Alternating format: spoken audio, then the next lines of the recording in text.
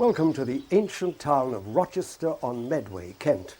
We're here at Gad's Hill Place, now a girls' school, but once the home of the great novelist Charles Dickens.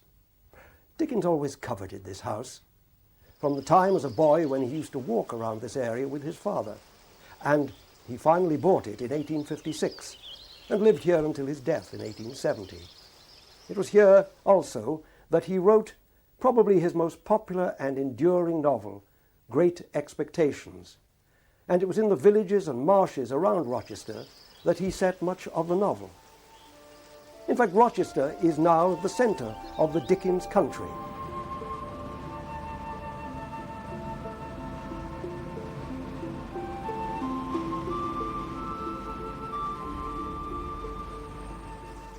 As well as Gad's Hill, Dickens lived in another house in the area, now privately owned. And in Rochester also there is the Dickens Museum and the Dickens Centre. And I intend to draw on these institutions to bring you what I hope will be a valuable and useful insight into the work of Britain's greatest novelist, Charles Dickens. Great Expectations is much less blemished than any other Dickens novel. It's a very unified novel. There aren't many things you can spot wrong with it. And it's very intense. It doesn't stray off into less relevant matters. Everything is focused, and I think that's what makes it so great a novel.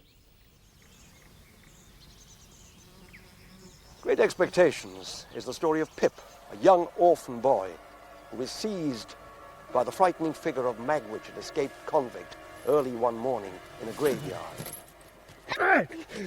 Stop your noise! Keep still, you little devil, or I'll cut your throat! Oh, don't cut my throat, sir! Pray, don't do it, sir! Tell us your name, quick! Pip, sir! Hey, once more, give it a voice! Pip, sir! Now show us where you live. Now point out the place. Oh, you young dog! What fat cheeks you were, God darn me if I couldn't eat them, if I hadn't half a mind to it. Now looky here. Where's your mother? There, sir! There, sir! Also, Georgiana, that's my mother. Ah, and is that your father along with your mother? Yes, sir. Him too, late of this parish. Well, who do you live with now? Assuming you're kindly let to live, which I haven't made up my mind about yet. My sister, sir. Mrs. Joe Gardry, wife of Joe Gardry, the blacksmith. Blacksmith, eh? Now looky here.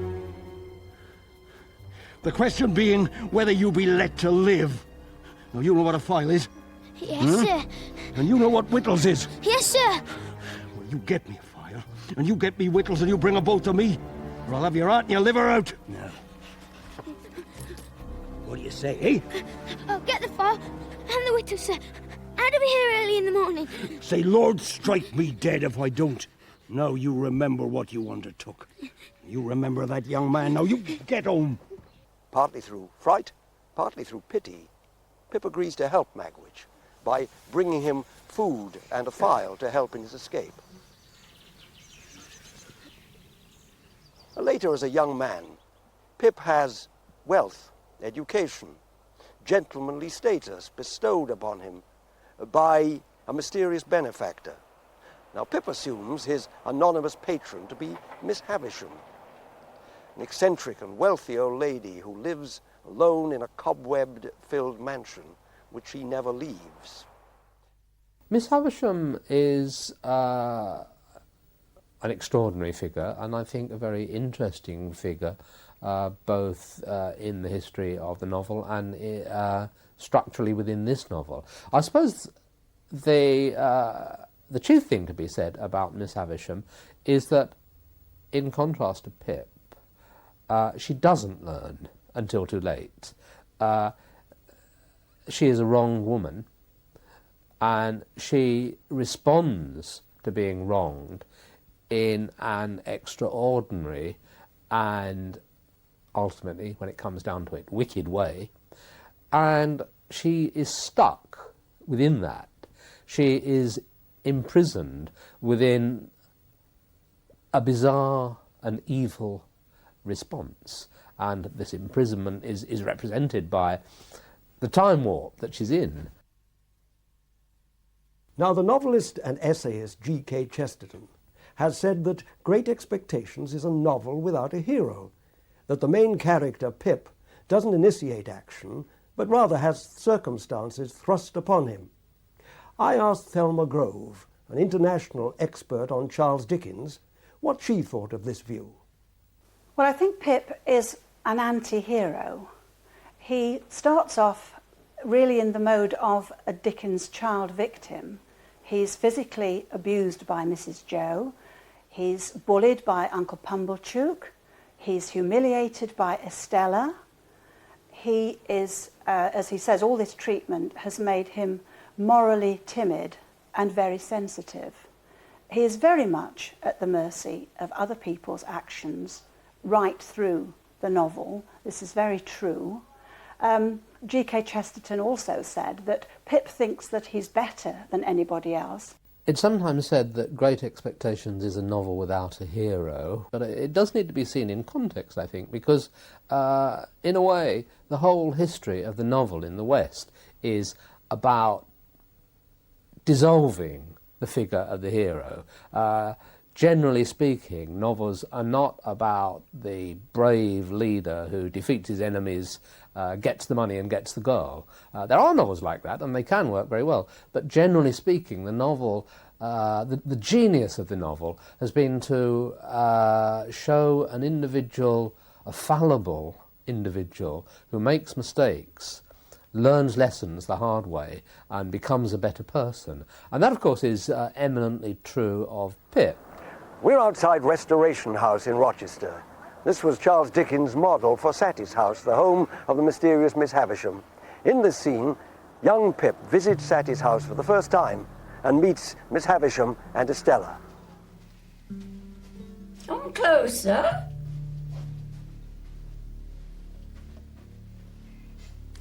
Look at me. You are not afraid of a woman who has never seen the sun since you were born?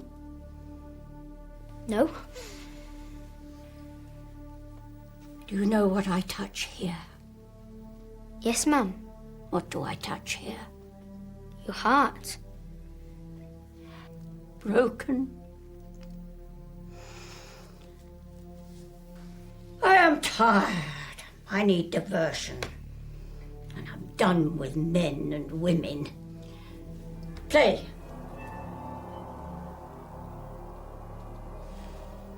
I sometimes have sick fancies.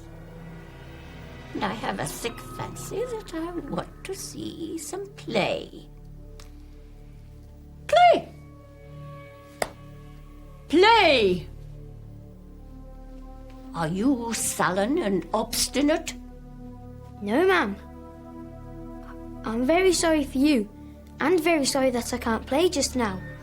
But if you complain of me, I'll be in trouble with my sister. So, I would do it if I could. But it's just that it's so new here, and so fine, and so strange, and melancholy. So new to him, so old to me, so strange to him, so familiar to me, so melancholy to both of us. Well, we know that actually Miss Havisham is thought to have been inspired by two actual women. There was a woman whom Dickens had seen as a child, dressed all in white. She was known as the White Woman of Berners Street, and she was obviously a mad woman. And he described her in an essay many, many years later called Where We Stopped Growing. There was another character, Martha Joachim, who shut herself off very like Miss Havisham after an unhappy love affair, and that was actually reported in Household Words very many years before Dickens had thought of Great Expectations. Stella!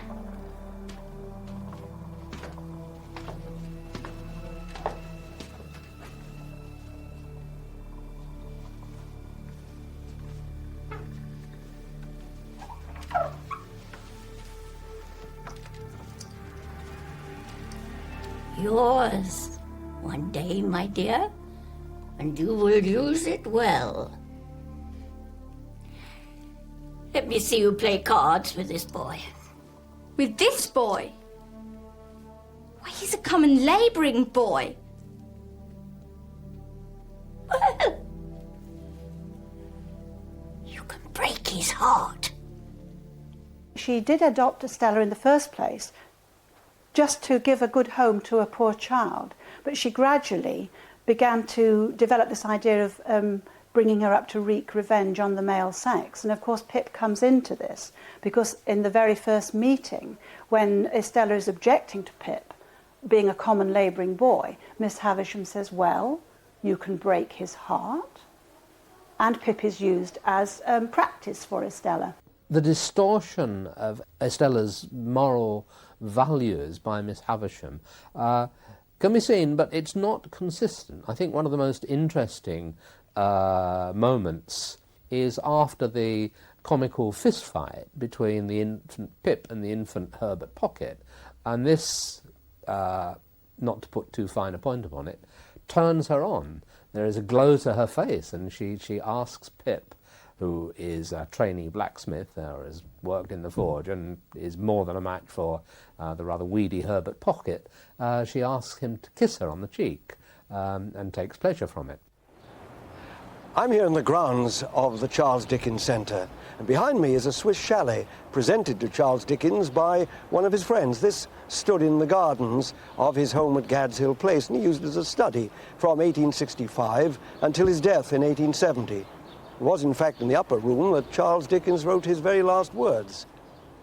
Next scene that we're going to see is perhaps the most important in the book. It's the scene where Pip is visited at Joe Gargery's blacksmith by Lawyer Jaggers, who first tells him of his great expectations. Well, Joseph Gargery, I am the bearer of an offer to relieve you of this young fellow, your apprentice. You would not object to cancel his indentures at his request and for his good. You would want nothing for so doing. Lord forbid that I should want anything for standing in Pip's way. The communication I have got to make is that this young fellow has great expectations. I'm instructed to communicate to him that he will come into a handsome property. Further, it is the desire of the present possessor of this property that he be immediately removed from his present sphere of life and from this place, and be brought up a gentleman. In a word, as a young fellow of great expectations. Great Expectations is a kind of repudiation of the burning desire to improve oneself in the class scale. But it's fiction. It is fiction. Pip is down the class ladder from where Dickens was. Dickens was the son of a civil servant. Pip is an orphan being brought up by the village blacksmith.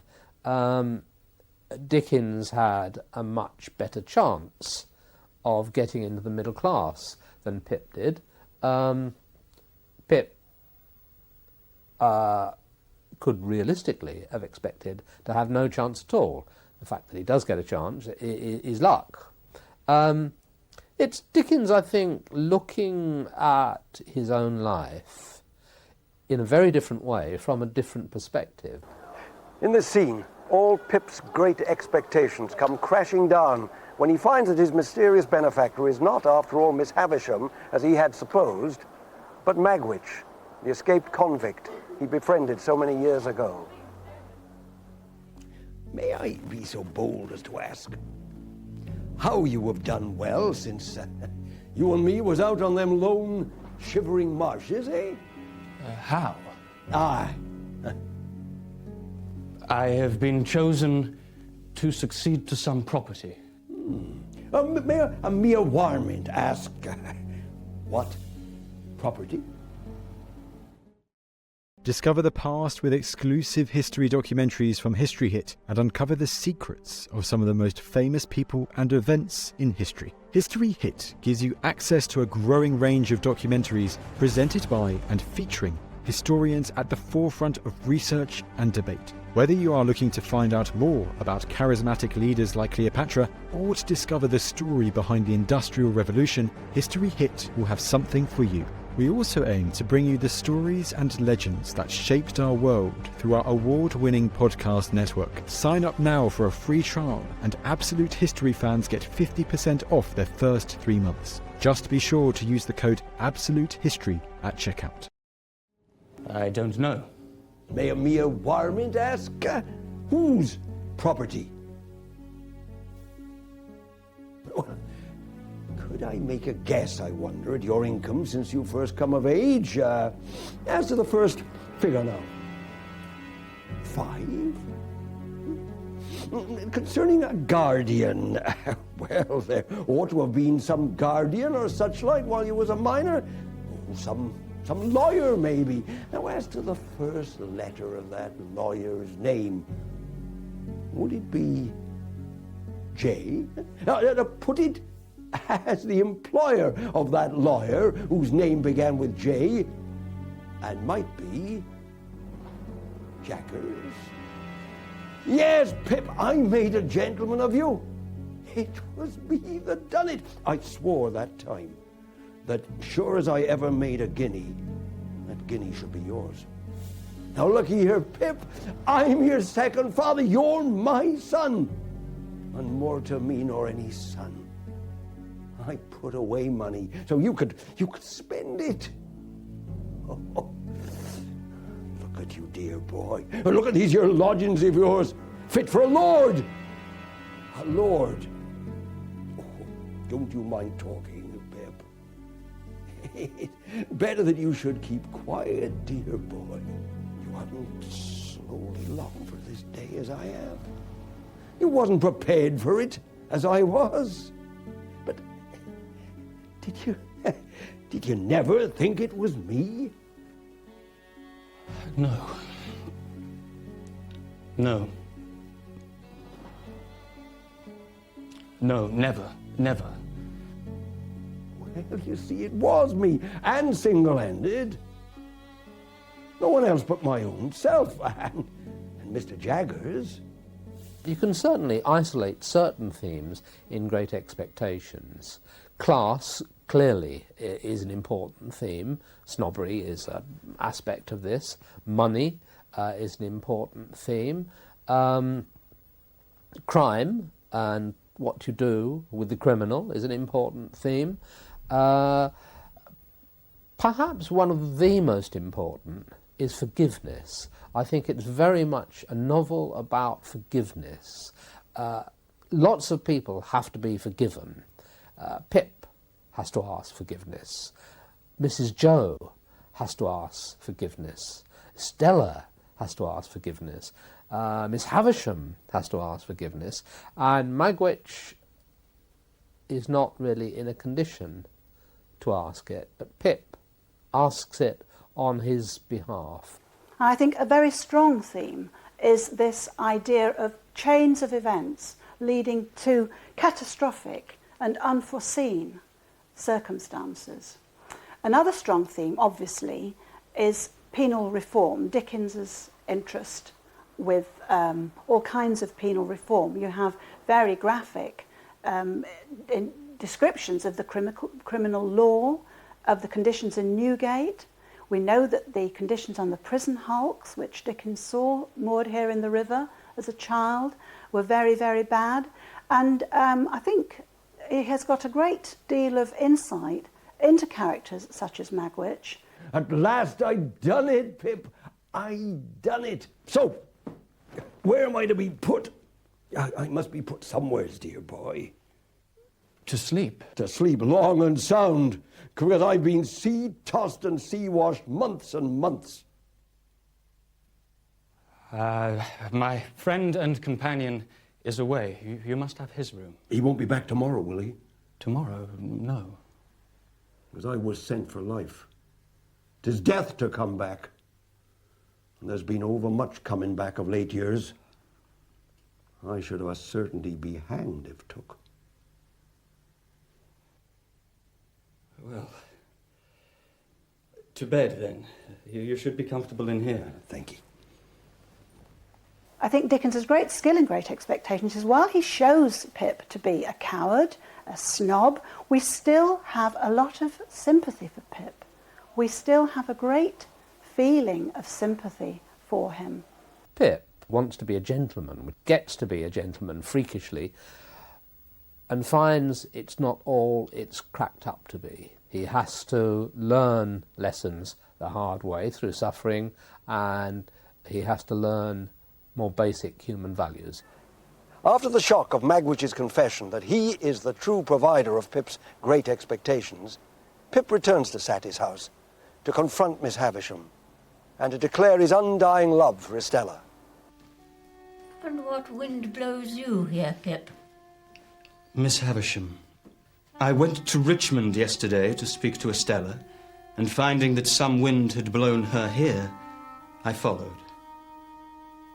What I had to say to Estella you shall hear presently, in a few moments. It will not surprise you. It will not displease you. I am as unhappy as you can ever have meant me to be. I have discovered who my patron is, and it is not a fortunate discovery. It is unlikely ever to enrich me in reputation, station, fortune, anything. There are reasons why I may say no more of this now. It is another's secret, not mine. The relationship between Pip and Estella is very complicated. Pip is very attracted to Estella, partly because she seems to belong to a remote and glamorous class. He's also very attracted to that class, partly because Estella belongs to it. The unhappy love affair of Pip with Estella may be mirroring Dickens's unhappy relationship with Ellen Ternan at this time. It may be that he feels that he has got involved in feelings towards a girl who is at this stage certainly repulsing him. But we are never going to know the truth, I don't think, of the Ellen Ternan episode. But it may well be that Estella is one of the heroines who is perhaps drawing some of her qualities from Ellen Ternan. Estella?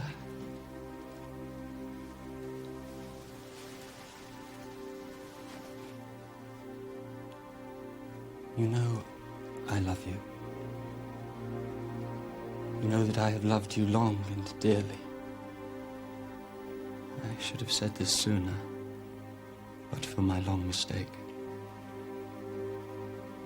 It induced me to think that Miss Havisham meant us for one another. While I knew that you were not yourself, so to speak, I refrained from saying it, but I shall say it now.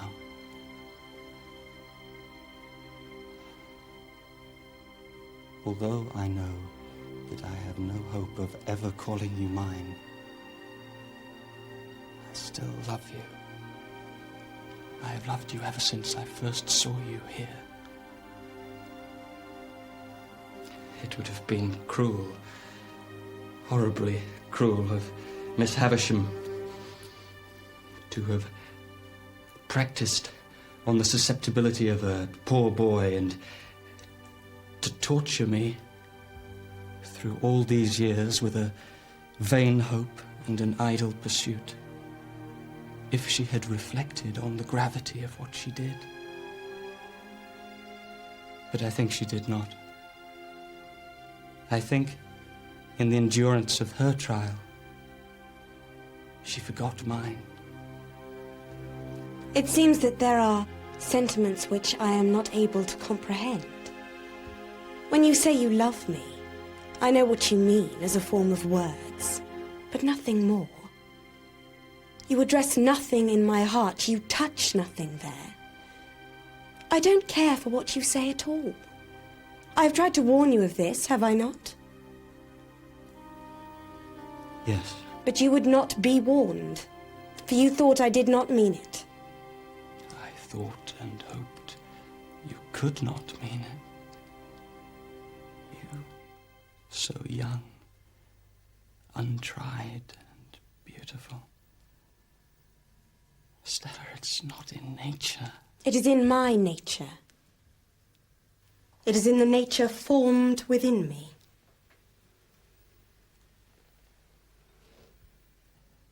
Is it not true that Bentley Drummle is in town and pursues you, and that you encourage him and ride out with him, and that today you dine with him?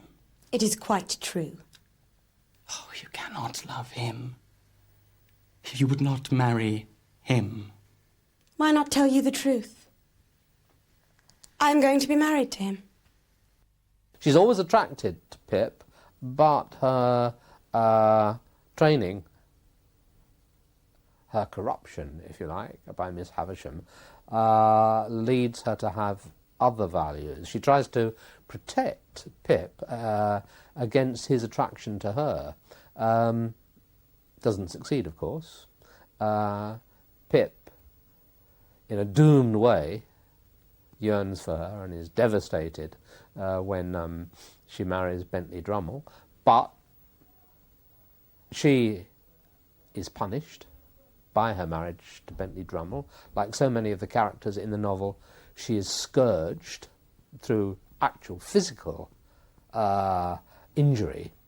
Bentley Drummle beats her, and the scourging leads her to ask for forgiveness. Pip has this illusion, fostered, of course, as we've seen, by Miss Havisham, that Estella actually is intended for him. He feels, when he he actually totally believes that Miss Havisham is the founder of his fortunes, he thinks that Estella is part of the deal. And therefore, he tends not to press her, not to hold back, not to be hurt by her coldness. Were I to remain in England, how could I see you as Drummle's wife? Nonsense. You will get me out of your thoughts in a week. Out of my thoughts? You are part of my existence. You are part of myself. You have been in every line that I have read since I first saw you here. That poor, common boy whose heart you wounded even then. You have been the embodiment of every graceful fancy that my mind has taken since then. Stella, to the last hour of my life, you cannot help but remain part of my character. Part of the little good and part of the evil. But in this separation, I hold you faithfully only with the good. For it cannot be that you have done me more good than harm. Let me now feel what sharp distress I may.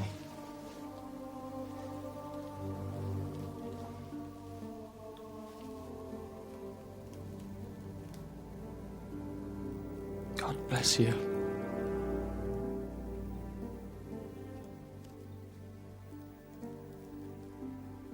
God forgive you.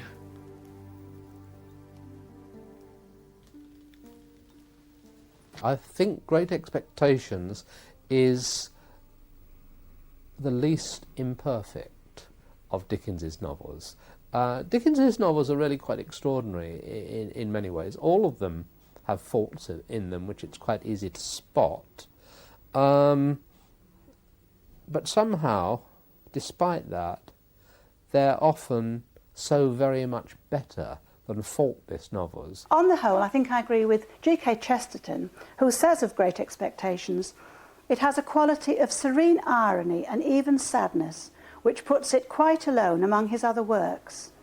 It is a study in human weakness and the slow human surrender.